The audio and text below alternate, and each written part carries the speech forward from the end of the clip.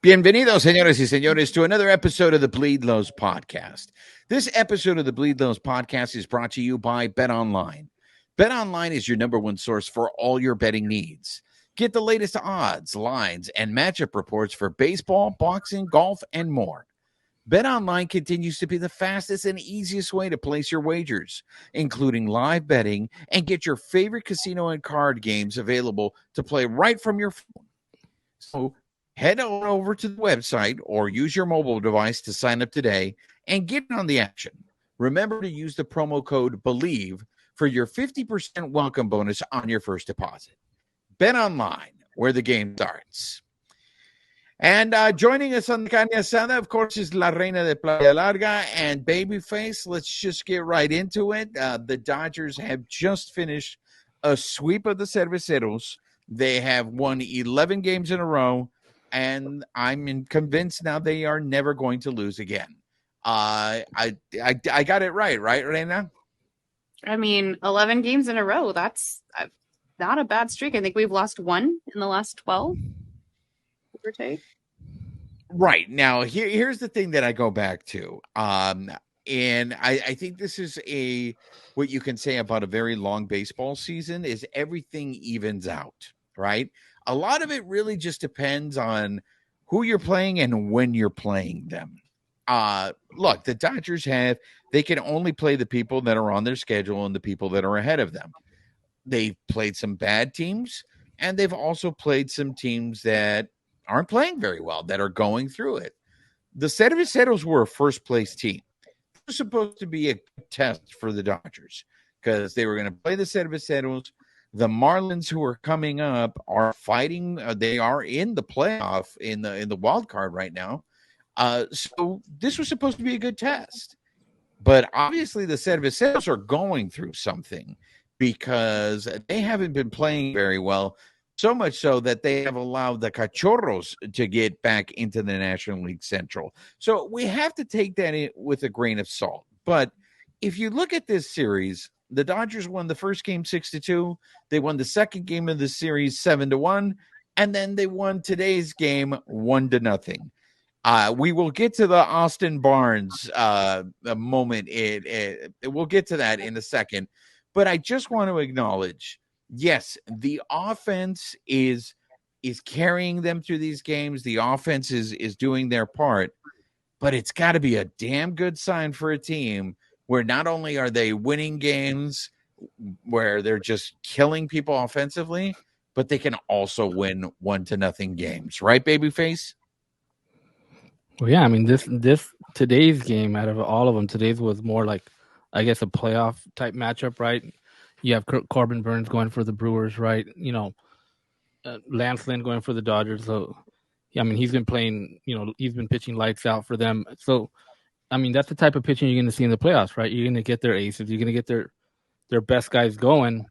And you might not be able to get, runs, right? And they had to wait till the 8th inning, right? Once Corbin Burns came out, unlikely hero Austin Barnes hits one out, right? So, and that's what exactly happens in the playoffs as well, right? You get guys that you're not expecting them to do something big, and they come up in that moment and they do something big. So I think that today's game was, going forward was a huge test to show, we're ready for this. We can face their best, and we might not, get 6-7 runs, but we'll stay in this game until, we get a better shot at it later. There was also a lot going into this too. Like, it was kind of the perfect storm of everything great. You've got Kersh coming back from the IL, pitching really well. You've got Lance Lynn, who just went 7 innings. You've got Bobby Miller going 6. Our offense is playing small ball and hitting the long ball, which just makes my heart sing. But you've also got some of the other teams, whether they're just going through it or we intimidate them. There were a lot of calls that went our way. I mean, we had 2 catchers interference just on JD Martinez alone yesterday. One of those calls went in our favor and scored a run the second time it happened. Like, there was a lot happening in all of these games. And luckily it came out like what was Kersh's thing. Like, it's better to be lucky than good. I think it's good to be both. And I think that's kind of where we're at right now. Well, you bring up an excellent point right now, because not only the catcher's interferences, like the Cerveceros were supposed to be a good defensive team. That play that the center fielder made on Wednesday's game, which I still think they gave Federico credit for a double, that should have been an error. And then you go back to the Rockies game with Profar, he totally bought. So whether it's luck or whether the Dodgers are forcing these miscues on these other teams, clearly things are going their way, which leads me to this. Babyface, you were at the game on Wednesday when Roberts brought this up. Tell me what do you mean by they always get hit this time? Like, what does that mean? I mean, they always get hot during this time, right? During if you go back the last couple of seasons, when it gets to like August, September is when they've gone on those crazy runs, right? You know, they'll go whatever 20-8 in a month or something like that, and they'll go on these ridiculous runs. And kind of Doc was saying, you know, this is kind of, you know, when everybody calls it's the kind of those dog days of summer, but this is when they like step up and they got to get ready, and they can't show that, you know, they can't get tired. They know there's still more to go. And this is kind of when they need to step up and play really good baseball to close out the year.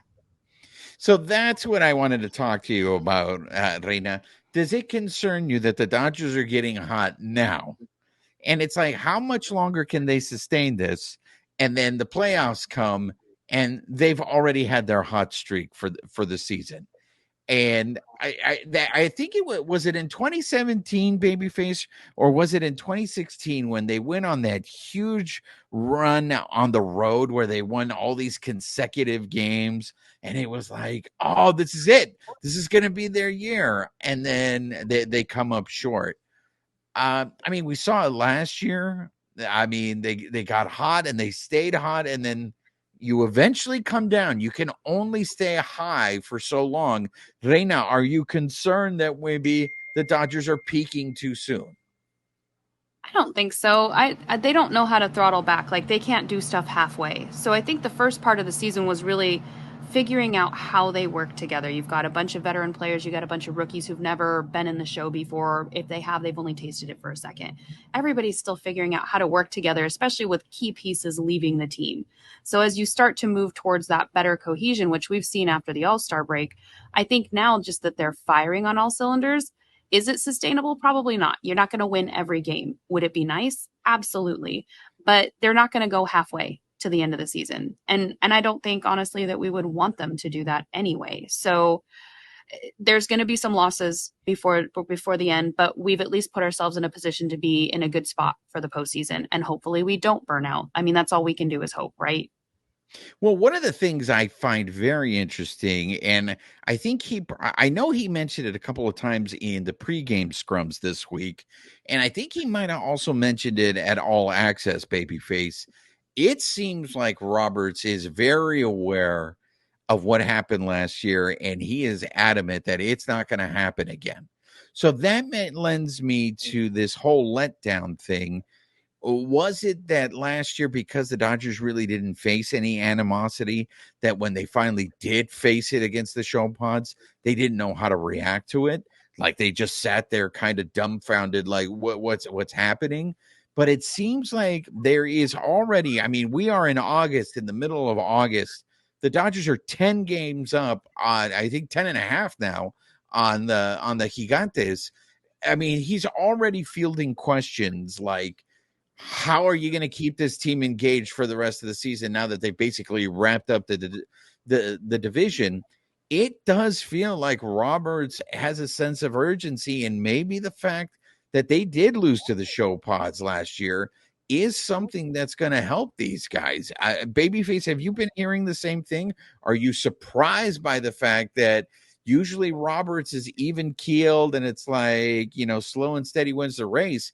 But it seems like he's ratcheting it up. Like, we cannot let down. Yeah, and I think one of the big differences too that I'm noticing from this year to last year, and we talked about this last year a lot. There was a lot of inconsistencies with it. Even though they won 111 games, you know, they'd have games where they wouldn't score, they wouldn't do anything, or their pitching was good. Like it was kind of up and down, but they'd still win a lot. But they'd have those games where it was just a lot of inconsistencies. And I think this year, once they got past, the injuries and kind of the start of the season and then kind of got their footing, they've kind of been just going and they're going. And it's kind of the same thing night in, night out. And different guys are the heroes. Like you could be, from the top of the lineup to the bottom of the lineup, you're getting these different guys. You're getting different pitchers stepping up. So I think that's one of the key differences. Also, like you're saying, Doc is talking about like at All Access how he wants to manage with more, I guess, more urgency during the playoffs. He knows kind of maybe last year he didn't do it, and that kind of reminds me of 2020, right? When they were in 2020, I felt like he did manage with a lot of urgency, right?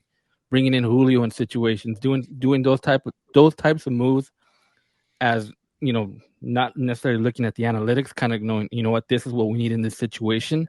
And it's good to hear that Roberts is talking about that already, with still a month and a half till the playoffs.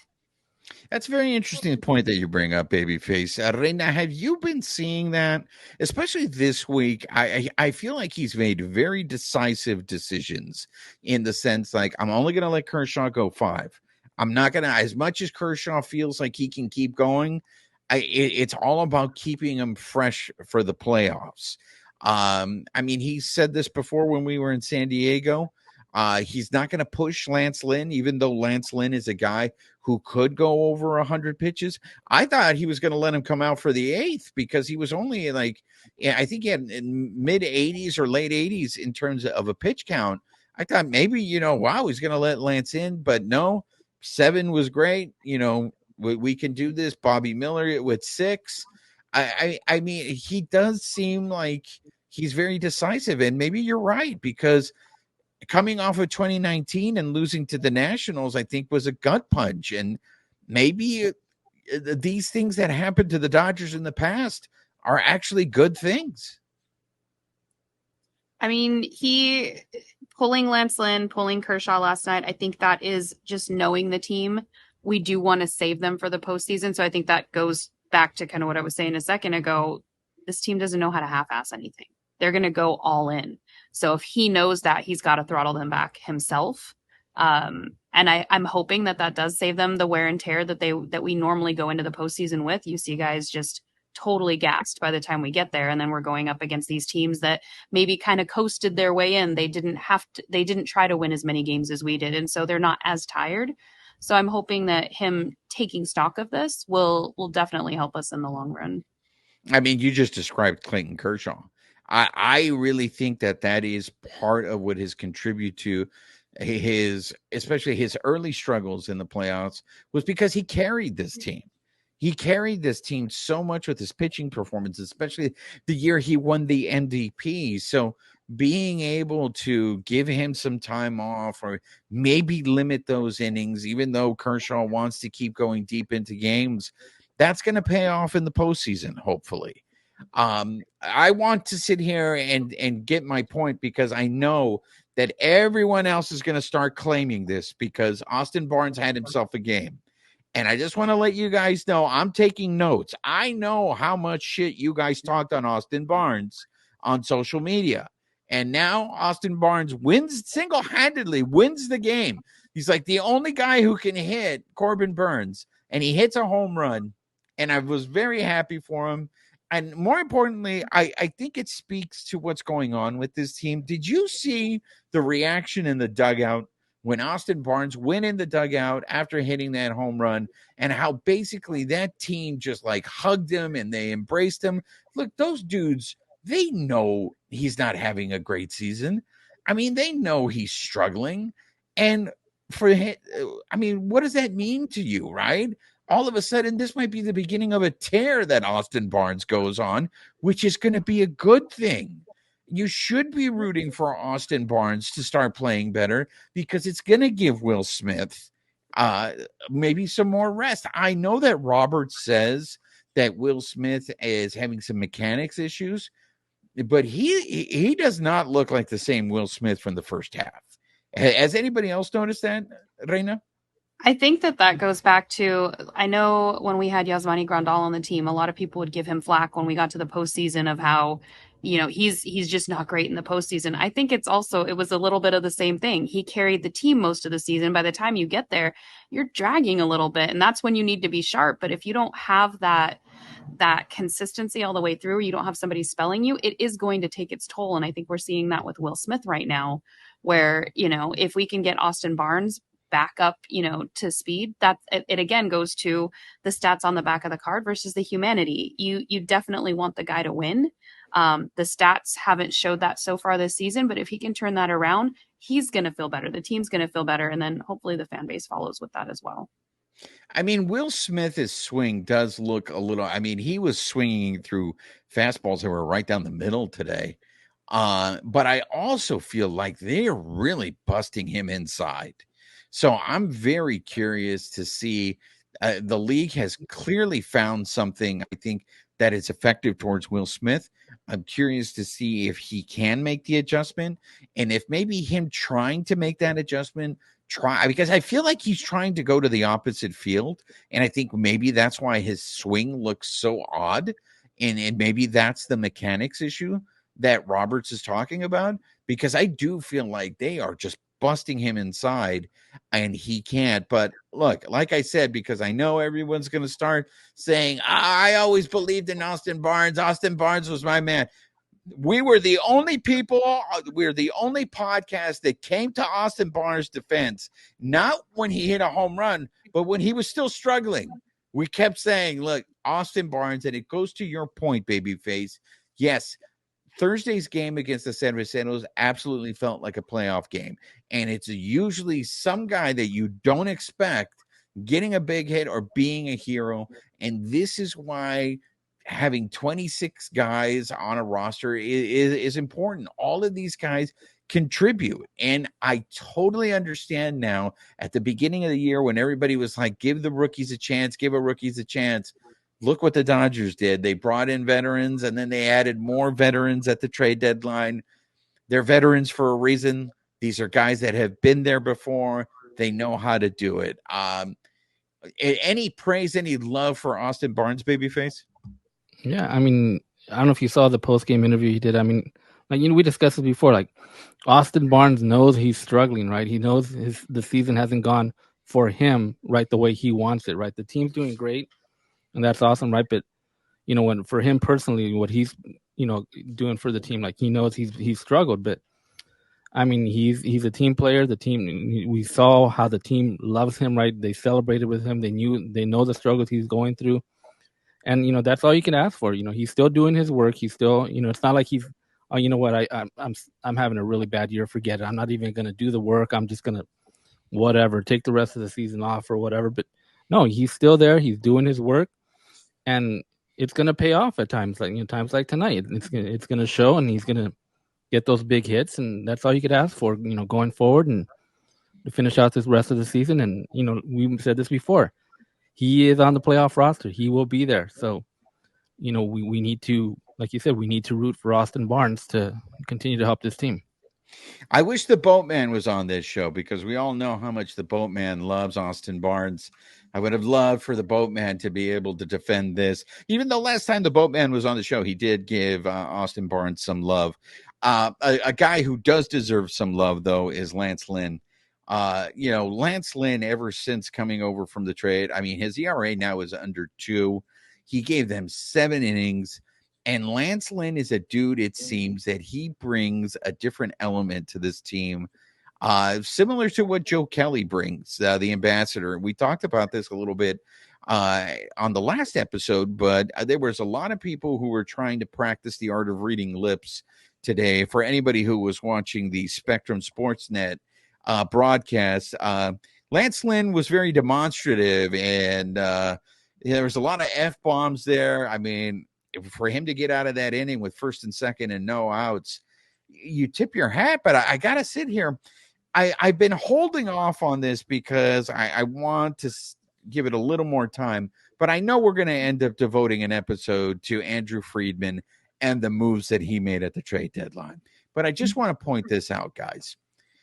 Lance Lynn had an ERA over 6. Andrew Friedman trades for him. We go, well, he's going to be serviceable. He's going to give them innings and all that stuff. And then everybody prior to this was saying that Giolito was the best pitcher available, that they should have gone after Giolito.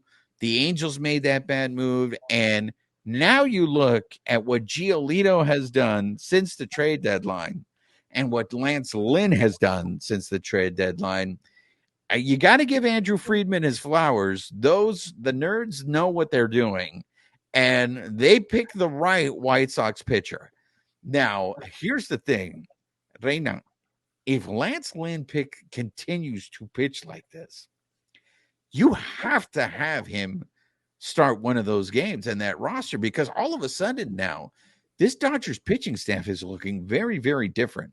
Julio is pitching much better. If Lance Lynn continues to pitch like this, he's got to be at least one of those guys that you turn to pitch in the first 3 games of whatever playoff series you end up playing in, right? Yeah, not only is he eating innings, but he's keeping runs down. Everybody was worried about, people hitting the long ball off of him, but he's managed to keep it down. And in the cases where it has gotten a little out of control, I think it was once, our offense bolstered him. So he definitely deserves a spot there, because he's proven that he can do it just in the few games that we've seen. So if he can consistently keep that up, absolutely. So 1 point to Andrew Friedman, and then you get your point for Austin Barnes. So just for those keeping score. Oh, wow. Look at La Reina making sure. She's just handing out points here left and right. Babyface, you were there when Dave Roberts talked about leaders in the clubhouse. And here's the thing, is Lance Lynn is new to this team. But I feel like we all seen how happy-go-lucky these teams. Like, to me, he's the anti-Kike, right? Lance Lynn seems like he's an intense dude, but at the same time, when I've talked to him in the clubhouse, he seems like he's an approachable dude. Like, you can talk to him. He really seems like it's a guy that you can just go to the bar and have a beer with. But funny that you mentioned the anti-Kike. Did you see that picture of the two of them together? Go ahead, Reina. Go ahead and describe it, because you are the president of the Kike Hernandez fan club. You've got I think it was team picture day, and you've got Lance Lynn on the top tier of the whatever they were standing on, and you've got Kike right below him, and Lance Lynn has his arms down around him, and Kike's just kind of holding on. Looks like a cute father-son picture, but it was nice to see the playful side of the team, of course, of those two, but just of the team in general. So sorry to interrupt your monologue, but the anti-Kike comment. I triggered you. I get it. I get it. Look, I'm at the games. I mean, to me, he gets a louder ovation than Federico Hombre Libre and then Mookie. Like, it is a noticeable pop when Kike comes up to the plate. Like, people love Kike. But we've heard about this all season long. Like, everybody says, we go in that dugout or in that clubhouse, and everybody talks about how much they love playing together, how much they love being around this team. I mean, Miguel Rojas told us that when they go on the road, they do at least one event all together, right? So you have that lightheartedness, but then you have guys like Lance Lynn or the ambassador. I mean, the ambassador knows how to have a good time too, but the ambassador has an intensity. Lance Lynn is one of those guys that I feel like picks up his lunch pail and he's coming into work and he's not going to mess around, and he's going to do it. And so, like, that to me is, you kind of need dudes like that on the team, right, Babyface? Yeah, and if you remember back before the season started, when we had Mark DeRosa on to talk about Team USA, right? Yeah. He brought up Lance Lynn, right? Little did we know that he would be a Dodger, at the end of the year, right? And he was talking about the type of player that Lance Lynn is. He was saying he's the type of dude that you want on your team, that he's going to go out there and battle for you every single time. And in the short time that we've seen Lance Lynn, it's exactly what Mark DeRosa told us.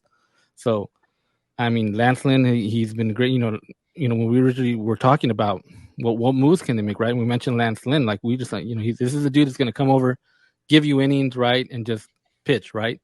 But I mean, he's pitching like an ace, right? He's really bringing it right now. So when you talk about like potential playoff like rotations, I mean, I'm thinking, probably like Kershaw, Lynn, Julio, and then probably like Miller, and I'm going, with that start just to break up the lefties, right? 1, 2, and Yeah. 3. So that's probably how I would look at it.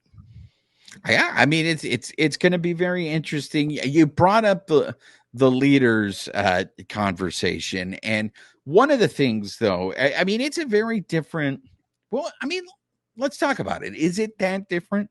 Like last year, to me, the leaders on this team, it was Kershaw and it was Justin Turner. Now, this year it's Mookie and it's Federico. Do you think, Reina, that Mookie and Federico have a different leadership style than Justin Turner? Like to me, those are dudes that just lead by example. I mean, Dave Roberts talked about valuable, right? An MVP. What's valuable? Showing up to work every day. That's Federico. Whether he's hurt or not, Federico's playing every day. What Mookie does, position wise, playing different positions because the team needs him to play different positions. I mean, that's leadership. So, I mean, is it any different what Federico and Mookie are doing this year than what guys like Kershaw and Justin Turner did last year? It could just be the personalities and the mix of people that are in the clubhouse now versus who were there last year. It could not be maybe any difference in style from a perceivable, like from looking from the outside in. It could just be, hey, this is what we needed this year with this group of guys, and they are leading by example. You can add in Kershaw into that too. He's probably not as communicative on the days that he's pitching, but people look at his work ethic and they copy that. So you've got somebody from the pitching staff that you have the rookies that can look up to, and then you've got Mookie and you've got Freddie, and so you've already got that there, and then you add in the playful aspect. So like Freddie and Mookie are kind of like the parents that, okay, this is what we need to copy, and then you've got Rojas, you've got Kike in there that are adding that playful component. And then the fact that these guys love being together and support each other, you can see it in their videos. I think, was it Peralta did a video with Rojas yesterday for picture day, and like you could see just everybody getting along. It wasn't forced. It wasn't like, oh gosh, somebody has a camera now I have to go be on it. Like they genuinely like being together, and that shows on and off the field. And I think it makes all the difference in the world. Just different mix of guys, right time, right place. Babyface, what did you get about that leadership conversation yesterday that Roberts had? So basically, Roberts was talking about there's other leaders, right? Maybe guys that we don't think as leaders that they need to kind of step out of their comfort zone, right? So there's guys that are stepping out and kind of showing, what, I need to speak up here. And he was talking about, there's been guys that they tell other guys, hey, we don't do things like that. This is how we kind of do it, and kind of show them the ropes. And he's saying, and everybody buys into it. He's talking about other guys too, like like Jason Hayward, guys, the veterans that are there, right?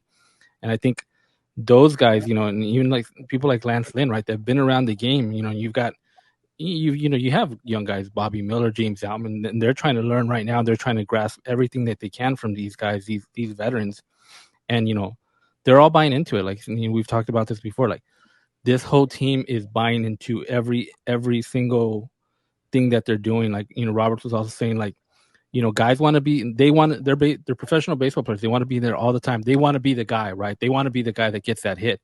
He mentioned like Jason Hayward, after he hit that home run and he got taken out, you got pinch hit in that next at bat, right? It's not something as a player like, dude, like, why are you taking me out, right? But they're all buying into, what? We're trying to win this game right now, and everything else, we need to, buy into what we're doing and take a step back, because they know what their goal is going forward.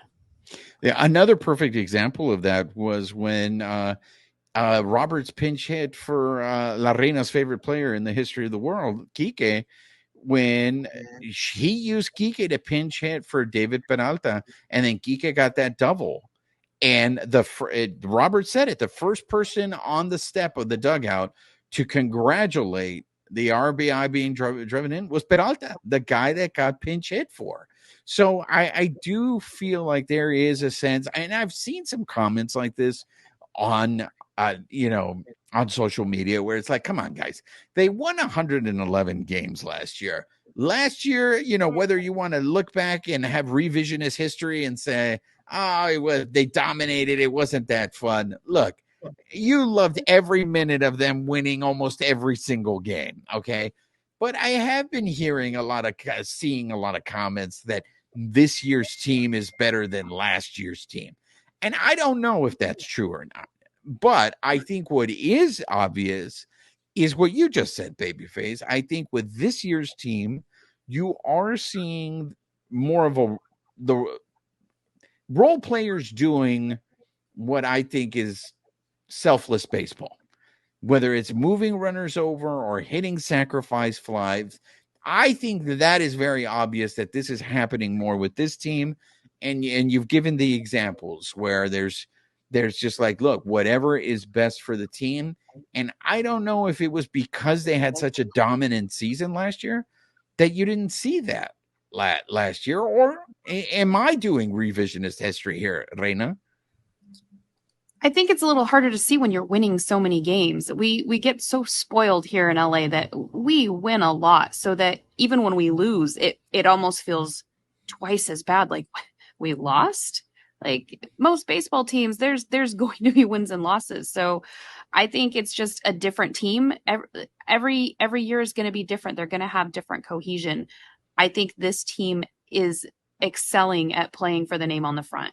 You're not seeing the people where, there are some teams where, like, I'm going to go pad my stats. I have a bonus coming up. I'm not going to be selfless. I'm going to go out there and do what I need to because maybe I have a contract coming up.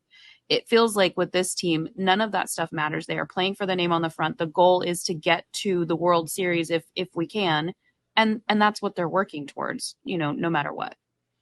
Well, I mean, and maybe that's what it is maybe the fans are reacting more to the amount of fun that they see these guys playing, where last year it seemed very businesslike, right, Babyface? Yeah, and I mean, I look back to like when Kike got here, right? When he came back, like why did he leave? Right, he left a couple years ago, right? Because he was here, he played his role, he was part time, he did what was asked of him, but naturally, right, he wanted, I want to be the guy, I want to get paid, right? And he went to Boston. He had some success that first year, but the after that he kind of struggled, right? And when he came back, he knew, what, my role is going to be this. It's going to be limited and be put in when they call me, and I'm going to be ready. And he's thriving in that role. Like, I mean, maybe, yeah, you want to be that guy, but this is what works for you, right? And it's working for him. And he, like I said, he knows this environment, and it's working for him, and it's paying off. So, I mean, I think guys, like you said, guys are really buying into this. They know, okay, this person might be a better option right here in this situation, and they're team players. They're being team players, and like you said, we can see that. We see that, on and off the field with these guys. Look, it's great. It's great to win, but I missed the fun. That is something that was missing last year, absolutely, for me. And so having the fun back and to be winning, I think, is the best combination. Well, obviously, you need to win, right? You got to take the winning. You got to take care of that part first. You can't have fun unless you're winning. And the fact that these guys are winning, and like you said, Reina, if you haven't seen that video of Peralta and Miguel Rojas doing a behind the scenes on picture day, check it out. But it's stuff like that it is infectious. Not only that, and correct me if I'm wrong, Reina, because you strike me as a Parks and Rec fan. Was that little Sebastian that was at the stadium the other day with Mookie? I mean, how often do you see a picture like that where Mookie is holding a leash to a small pony or a miniature horse? I don't know what you would consider it. And Mookie has a look on his face like, what the fuck? But, that's how this season has gone for the Dodgers, where it's like, here's a little horse. Okay, this is perfectly normal. I'll roll with it.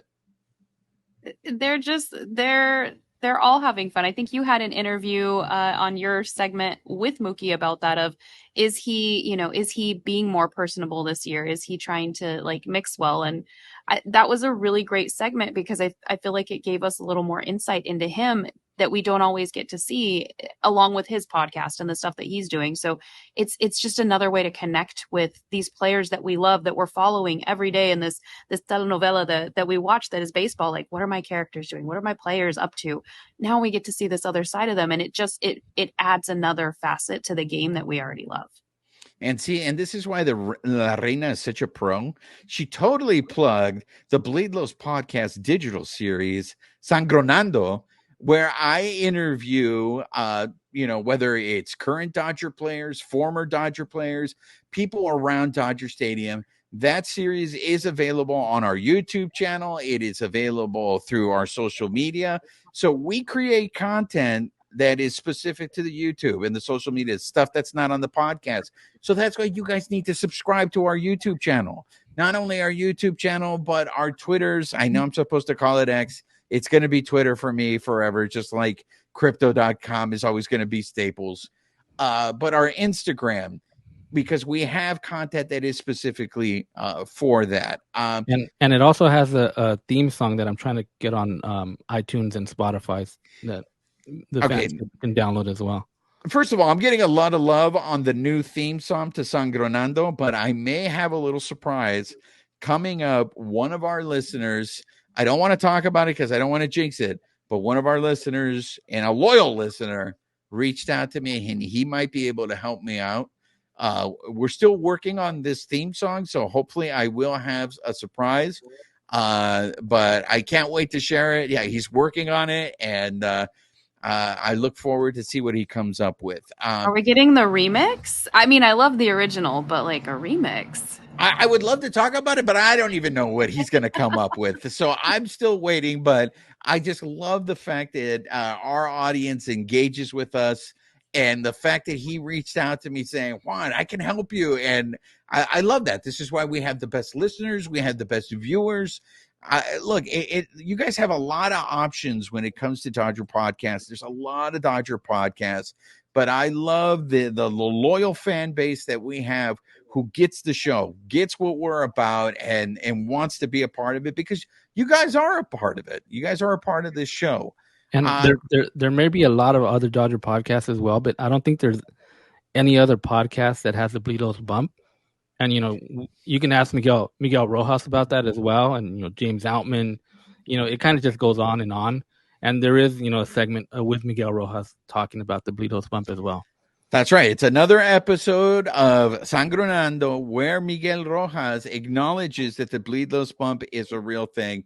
And I check that out. The one takeaway that I got from that is I love that he said, we put out positive vibrations. So there you go. For all of you guys who think I'm the Prince of Darkness, Miguel Rojas said that the Bleedlos podcast gives out positive vibras. And maybe it's because La Reina de Playa Larga has joined the show, and she's all, what did you say the other day, Reina? With 2.5% more? 2.5% more sunshine and rainbows. There we go. So with that transition about how positive we are, let's go negative, ladies and gentlemen. Let's talk about this JD Martinez situation. Now, we've talked about this before. He was a late scratch in the game on Thursday against the Cerveceros. And we've talked about why the Dodgers have not put him on the IL. And it is because he's a designated hitter. And but I've already seen the comments. People have been critical about the Dodgers not putting JD Martinez on the injured list. Like, they have a 10.5 game lead. Now should be the time to put him on the injured list to allow him to try to heal. But I just want to give everybody a little dose of reality here. What JD Martinez is going through right now is the same thing that he went through last year at the end of last year. And it's what ended his season early last year. So I think that Reina explained it best. And so I want to turn the floor to you, Reina. This is a wear and tear type injury where, look, Roberts told us they gave him an epidural. They're waiting to see how this epidural, they don't know what's going on with this dude. They hope that the epidural is what fixes him. What's really going to suck, and I hope this doesn't happen, is if his season ends the same way it ended last year, because that guy makes a difference in the lineup, and you're going to need him in the playoffs. But Reina, can you explain the wear and tear to do a better job of why I'm thinking I don't know if you give this dude time off, because I don't know if that's going to help for it to heal. I don't think you do. And when we were in the media scrum on Sunday's game, Roberts went into a little more detail about not just the wear and tear, but he was saying even with the epidural, with this happening last year, that he has really good days, and then there are some days where the pain is just debilitating. You can't put somebody on the aisle for that. He's going to come in and he's going to feel great probably for a couple of games, come in and just crush it. And then there's going to be a day, probably like today, where he came in and maybe he was in debilitating pain. Those are Robert's words.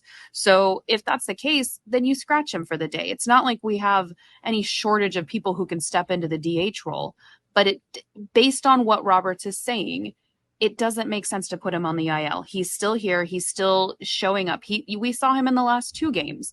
He was the difference maker in some cases. So he needs to continue to come in when he can. And if it is wear and tear, that's the price you pay when you have players that are in their mid-30s, kind of going towards that.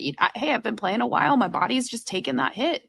That might be the same thing that we're dealing with Joe Kelly. That was something that Robert said too, is, this is just normal wear and tear. These guys are human, and not every situation calls for an IL stint. So, Babyface, how would you handle the JD Martinez situation? Would you put him on the IL? Well, first, he did update today. He did after the game. He updated the media. So basically, he's saying he's pretty sure it's not his back, and he thinks it's more of of that adductor. He says it's kind of like a muscle injury, and basically it said it just suddenly flares up on him. So it says it's not that bad, but he feels the pain from time to time, and I think he said too, like, this was playoff time, he'd be going. But I don't know. Maybe give him some rest. I know a lot of people are clamoring for, like, put him on the IL. We got this big lead, and bring up Michael Busch, right? Because Michael Busch is tearing it up, right? I mean, okay, Michael Busch comes up, for a couple of weeks, and then what, right? We send him back down again. Poor guy. Like, again, hey, sorry, dude, but no. So, I mean, I don't know. I mean, if it kind of like depends what his pain tolerance is, like, if it's something like you said that's going to keep him out for a long time, or where he can play every couple games, then maybe there is no reason to put him on the IL. Regarding the Michael Busch thing, that's going to be dealt with in the offseason. That, I mean, in order, just to be fair to this dude, they can't keep him down. They can't keep him in the minor leagues after this season again. I mean, right now, the Oklahoma City Dodgers are going through it. I think they've lost 8 out of 9, but Michael Busch continues to rake. But yeah, I just hope. I mean, that's very encouraging to hear that if it was a playoff time, he would be playing. But now I'm just curious, is how much is this going to affect him when he's at the plate? I mean, there's a difference between, I can play, but if it is going to affect him, is it going to be hurting the team more playing him than giving someone else a chance? But look, it's the middle of August. We still have a month and a half for them to monitor this. I do see probably more days off in the future for JD Martinez, and maybe that's not such a bad thing, because the fact that they're so platoon heavy, giving all these guys consistent play, I think it's just probably going to help them in the playoffs, just to be sharp, because if all of a sudden you haven't played and you're called up to duty, that's really hard to do. So we've gotten to that point in the show now where we're going to do our picks.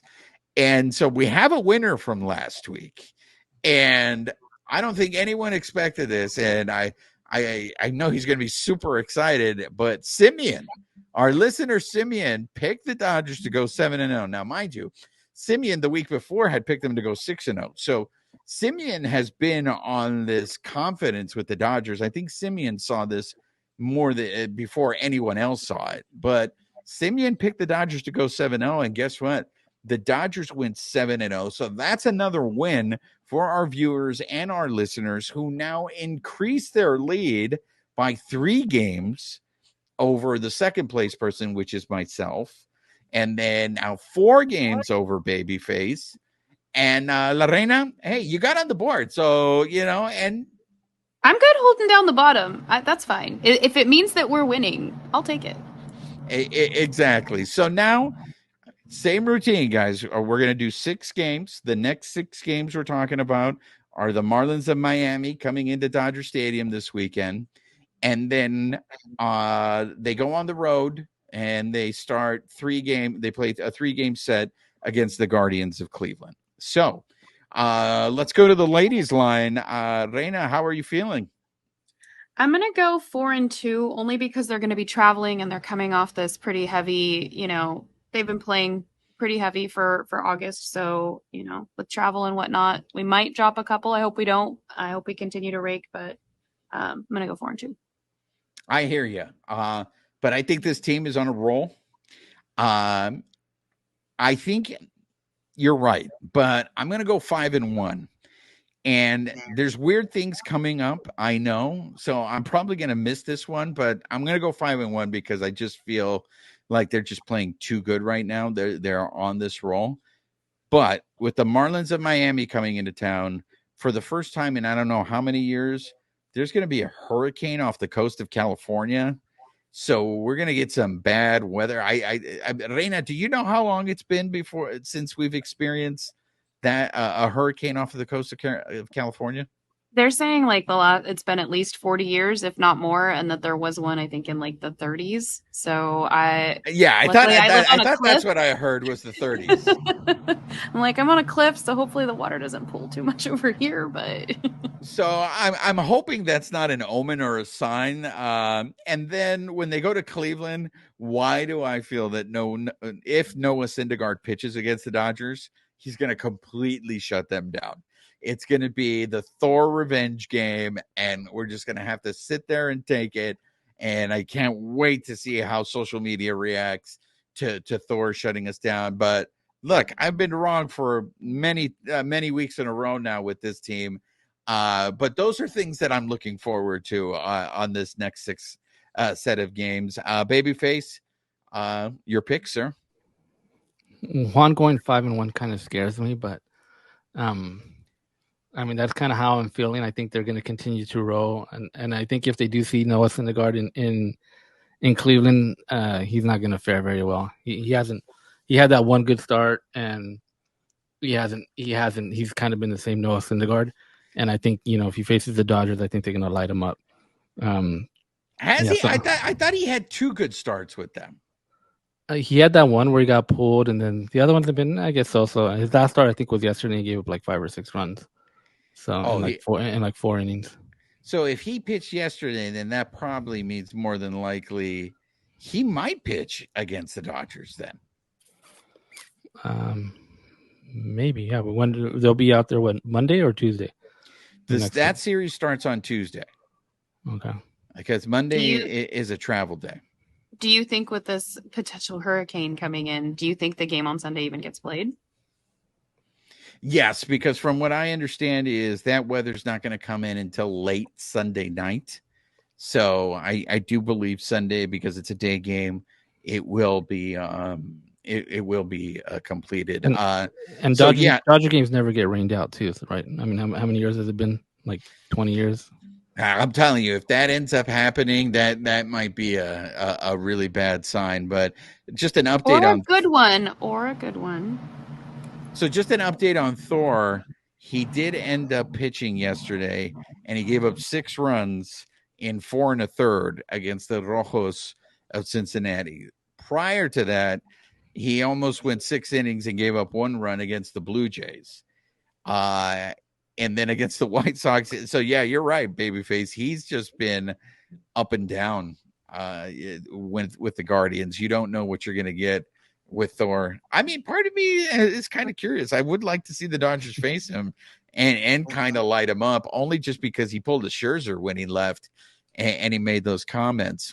So for those of you who are listening to the podcast, or those of you watching on YouTube, make sure to get your picks in. You can either reach out to us on the Bleed Lows podcast, Instagram, Twitter.